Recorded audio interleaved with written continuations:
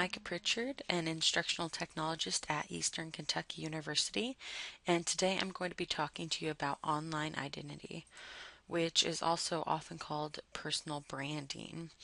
And what it's really all about is looking at different aspects of your online presence, such as online communities, internet searches, different websites that you might have or be on. For example, I have my own website, and if you would type it in, it will pop up, and it's a WordPress blog, and so that is part of my online identity. It also may consist of videos that you may have posted that are readily available online, as well as images or avatars. This is an image that I currently use on our Blackboard. And the big one that really consists of your online identity are your different social networks. And so um, that leads us to ask two questions. The first one being conduct a Google search real fast if you have time. So while I'm asking you to do that, I'll do it as well.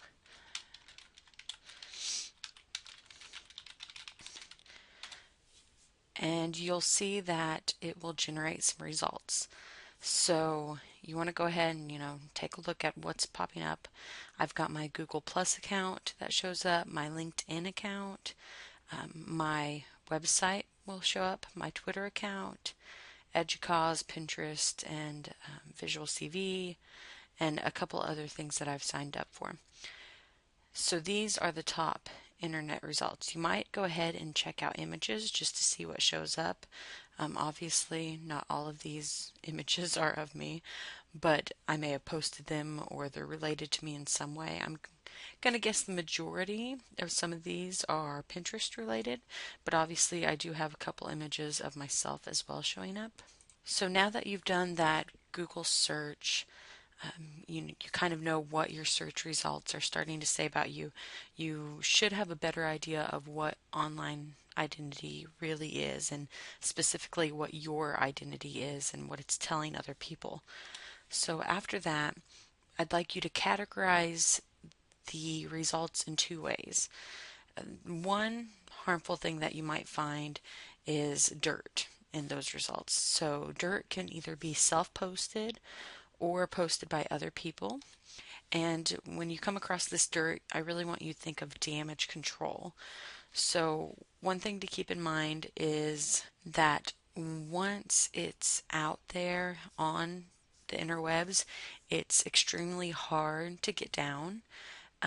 But obviously you want to try to get it down, set your social network settings so that images and things that you're posting won't go into the Google searches. You might also want to obviously try to get your friends to take down those things that they've tagged you in. And that's one setting that I strongly recommend, is to have to approve any Facebook tagging of your name. That will keep that damage control to minimum. And then the other thing that may happen whenever you do your search is that you're kind of left with this question, who? So this could be generated either by you not having a lot showing up. So say, your name pops up and you might have a Facebook account and that's it. But obviously people, maybe you've got that restricted so that nobody can see what you're posting on Facebook. So it kind of draws that blank whenever either human resources people are looking at you, or potential employers, or some of your coworkers even are trying to find out more about you and your career interest, your career focused. And if they're left with that question of who are you when they do that Google search, then oftentimes they'll start to reach a conclusion that you're not that influential in any community if you're not showing up in those. And that goes to this quote, which is, if you don't show up on Google, do you exist? And that was said by William Arruda, who's actually a personal branding guru, and it generated a lot of feedback because some people obviously really feel like you need to be showing up in some way or some form, while others don't look at that as necessarily being the biggest factor in the application or hiring process.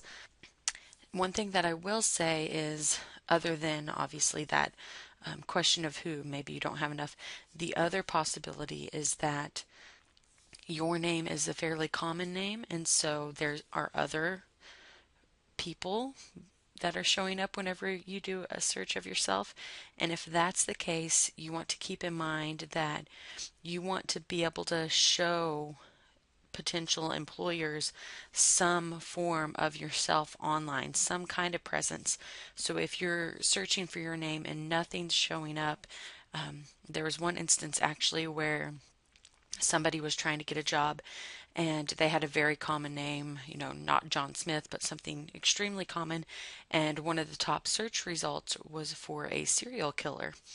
And so it was pretty obvious, or it became obvious very quickly to him while he was trying to get a job, that he needed to distinguish himself from that serial killer, because as these potential employers were looking at or trying to look at his information and his social media impact, that's all they were finding.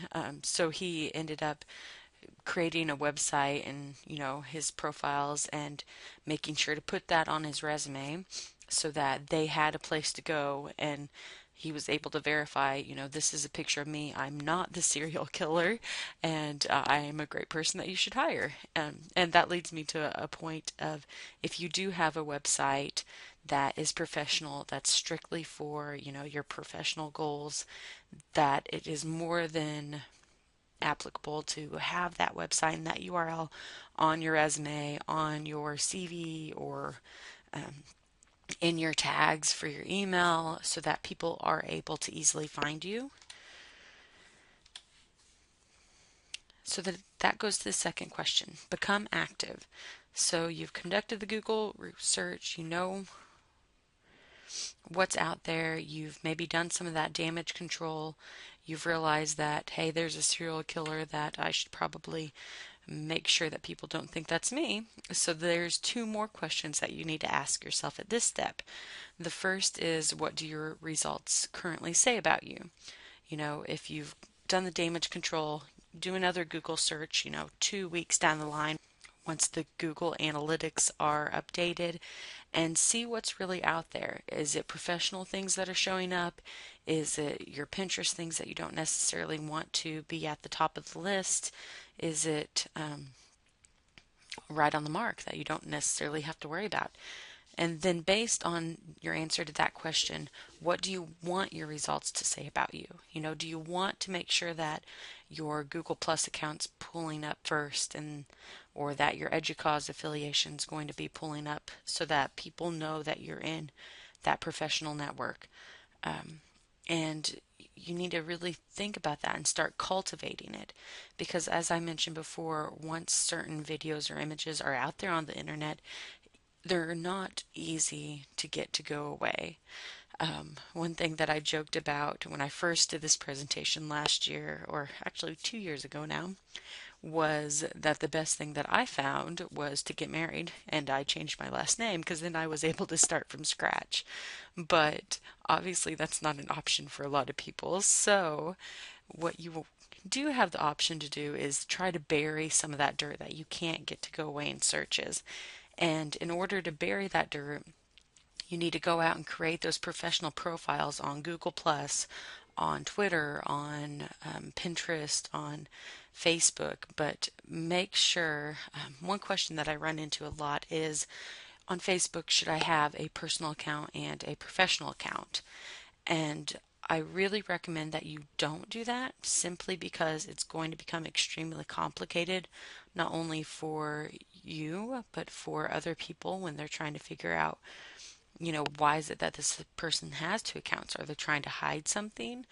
Um, Instead, what I recommend strongly is to go on to your Facebook, lock down those privacy settings, and look at your timeline in, from the option of looking at it from an outside perspective, and see what's really showing up on your timeline to make sure it's nothing bad. It's just, basic information, so that there is something available and associated with that. rather than nothing being available. And so obviously we're going back to the social networks and the profiles. And that brings up kind of what I'm getting at already with Facebook, the public or private profiles. As I mentioned with Facebook, I really suggest having that lockdown private profile that only a certain few things are available to those who aren't in your friends list. And then obviously you have the completely public and open profiles, which I kind of do with Google Plus, Twitter, and even though I do post some non-work related things on there, such as my gaming and my craft interest and those types of things, the majority of the posts on there are professional posts, and I'm cognizant of what I'm posting. So if it is not related to work, then it's not going to be offensive. It's not going to look bad if someone should run across it. It just starts to show that I'm not trying to hide things. I am willing to show, this is the whole me. This is what I'm about, and it kind of eases people's minds when you do that, especially human resources, because they start to see your personality more than just, the basic work side of things. They'll actually start to see what kind of person you are and how you might fit in their company.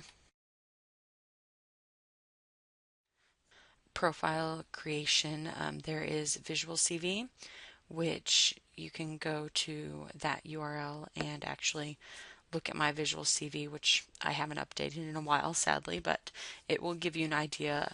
And then you have Google Plus, your Facebook, LinkedIn. I strongly recommend creating a LinkedIn profile.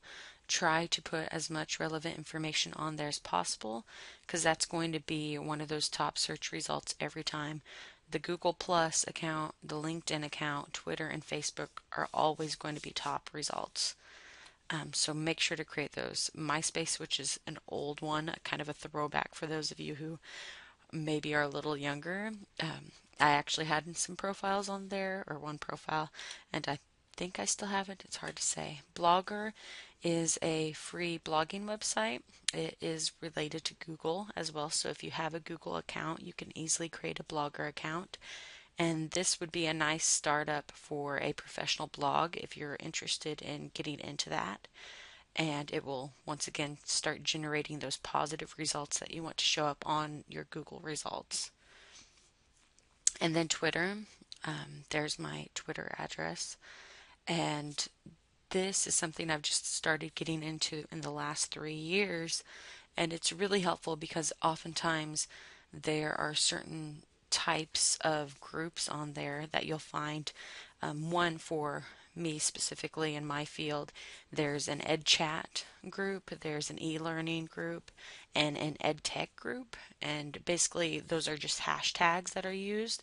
So if you're looking for new articles or new information about your field, it's really helpful to go on Twitter and figure out what your hashtags for your occupation are, because you can get new information before it comes across any other portal. And then YouTube obviously is another social account. I do have a YouTube account where I do some help videos, and this actually will probably end up on that YouTube account for you to view, this presentation rather.